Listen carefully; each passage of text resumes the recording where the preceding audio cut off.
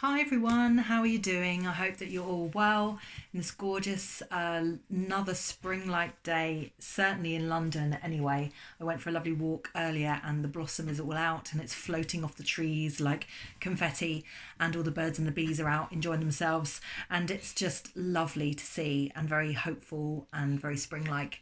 So it's good to go on a bit of a walk and see and feel those things.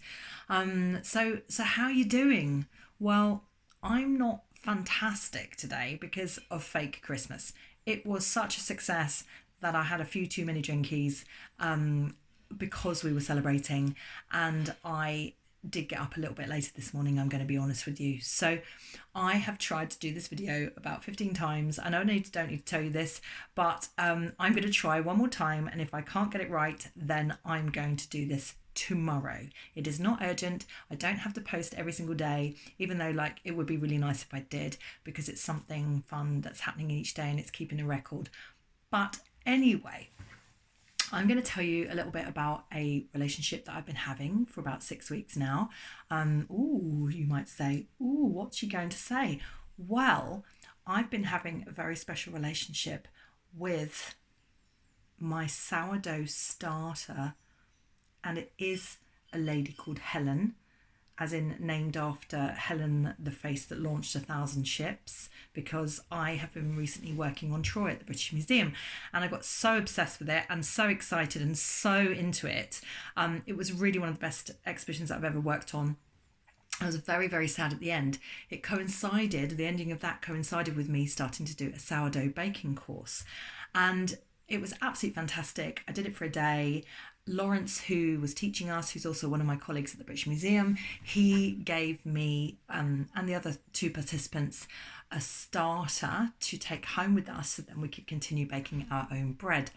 Now, there's a lot of confusion around starters, and sourdough seems to be something that people think of as really major and really massive. Now, parts of it are. I'm not gonna say that it's not.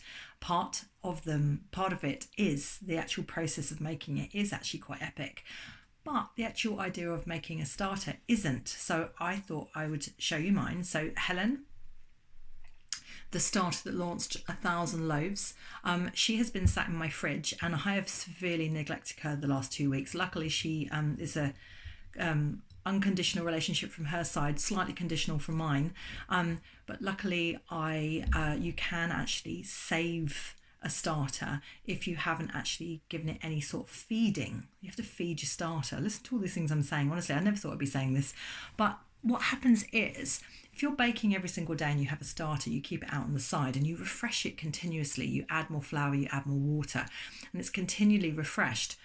Whereas if you keep it dormant like I've been doing, because I'm not going to be baking every day, I don't have time. Well, I do now, could be baking every day now, but then I'd be eating all the bread, and I would certainly come out of this whole isolation lockdown process looking a bit like the Stay Puft Marshmallow Man in Ghostbusters. So one of my favourite films, by the way. Anyway, so you have to refresh the starter before you then can bake with it. So I took Helen out this morning. She wasn't looking brilliant. She had this substance on the top, it's like watery substance called hooch. It's quite vinegary, the smell. I'm like, Helen, you've got to sort yourself out, love, with the hygiene and everything. You're really not smelling brilliant at the moment. And she said, no, it's perfectly normal, Janine. It's called hooch. And what you do is you mix it in. So that's what I did. Lovingly mixed the hooch in back into the liquid, because basically the solid and the liquid had separated, and then I took a couple of tablespoons of that and put it into a new jar with 100 grams of water, and then added 50 grams of wholemeal flour and 50 grams of white flour, both bread flours, by the way. And now I've been leaving that for this day, and as you can see, there's already processes going on. So this glass has actually got all misty and got condensation, and inside we can start to see all these little bubbles, which is the bacteria and the yeast that's actually starting to go to work. And it's just amazing. It's just water and flour, and it's called, now forgive me if I'm saying this wrong, but lactobacilli. lactobacilli, these little tiny organisms, they've just been given a new lease of life. So they've been sleepy in Helen in the fridge. Then I've taken 2 tablespoons of that out, put it into this jar, refreshed it, and now these little babies, lactobacilli, they've been like, I'm having such a good time, and they're doing all this. They're creating this process that's going to cause the sourdough that I'm going to make to rise. So this process is actually one of the most crucial processes in the baking. It all is crucial, but this bit is the most, because this is what gives you the rise. So so what actually is sourdough? So it's a very good question. It is literally flour and water, and the process that you go through to then bake it, which is what we'll be doing tomorrow. But the good thing about sourdough is, excuse me, that the reason it's becoming so popular again at the moment is it comes from ancient grains, and the idea of ancient techniques where you didn't need the yeast that you buy in packets in the shops anymore. You can actually make it yourself, and this is apparently really good for the gut and the digestion. So it's really helpful. It's easier to digest. There's also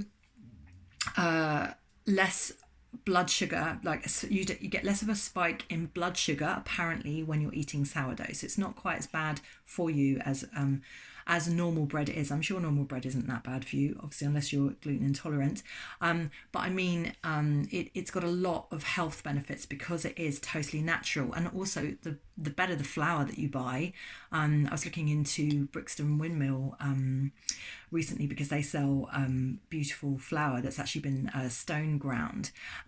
Some flour that you buy today is where it's milled using, I think this is right, using metal, so it takes out some of the beauty and the nutrients in the flour, so you're not getting the full purpose of it. But if you can actually get like stone ground flour, then it's even better for you, because none of those nutrients, it's been milled really, really beautifully, slowly, just like they did in ye olde days, in ye olde Egyptian days, and it's just milled in such a beautiful way that you're not taking any of those processes, those beautiful nutrients out of it. So so to make this, to refresh the starter, so this is inside this now is a mix of wild yeast, the lactic acid, which is causing all the bubbles from the lactobacilli. I feel like I need to sing a song about that.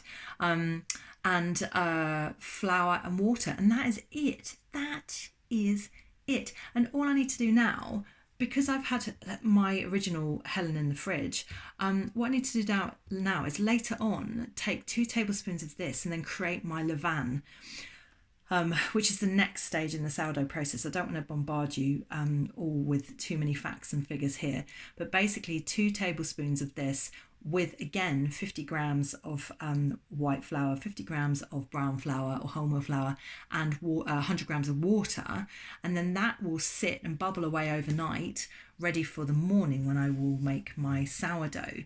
The good thing about this is that I won't stick all of my levain into the flour to make my sourdough. You have a little bit left over, and you keep that for a while just in case your sourdough goes wrong. But what you can actually do is you can use that like old starter to make pancakes and things. So what I'm trying to say is that if you're constantly refreshing, it might seem that you have to throw quite a lot of your sourdough starter away because you're only really using like 2 tablespoons of this amount each time. You think, what am I going to do with the rest of that? But you can make that into other things too. It's like this ongoing process of it just feels really wholesome and really amazing.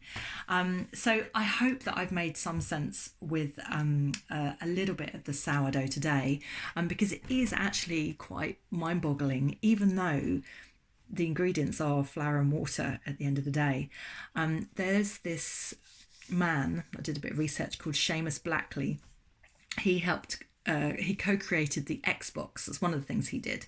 And last year in August, he actually experimented with a university in Australia and a university in America to make ancient sourdough from 4,500-year-old Egyptian sourdough grains that they found in these pots. Now we're talking, because I work at the British Museum. I'm surrounded by archaeologists.